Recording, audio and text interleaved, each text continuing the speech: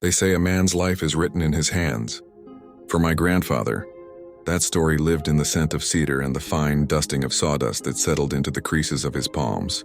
He was a master carpenter, not the kind who just built furniture, but the kind who built anchors for people's lives. Tables where families gathered every Sunday, cribs that held firstborns, chests that guarded memories. But years don't ask permission. As time grew heavier, his hands began to shake. The steady rhythm of his chisel turned uncertain. Eventually, one winter, he stopped going to the workshop altogether. He sat in his favorite armchair, staring out at the shed while his tools gathered a quiet layer of dust.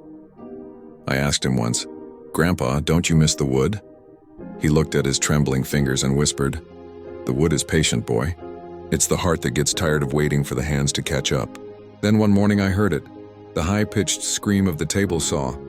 I ran to the shed and found him hunched over a block of walnut, sweating, his face tight with concentration.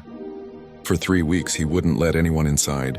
All we heard was sanding, scraping, and sometimes the soft hum of a song he used to sing to my grandmother. We thought he was building one last masterpiece to sell, a final thank you to the craft that had fed his family for 50 years. On the final day, he called me in. In the center of the room stood a chair.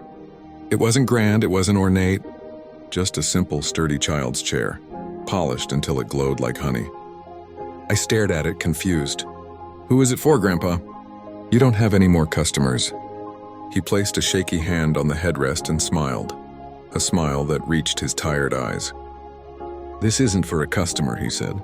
"It's for the great-grandson I'll never get to meet.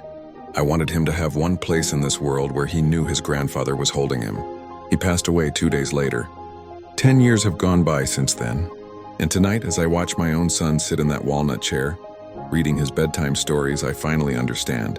The wood wasn't just patient, it was eternal.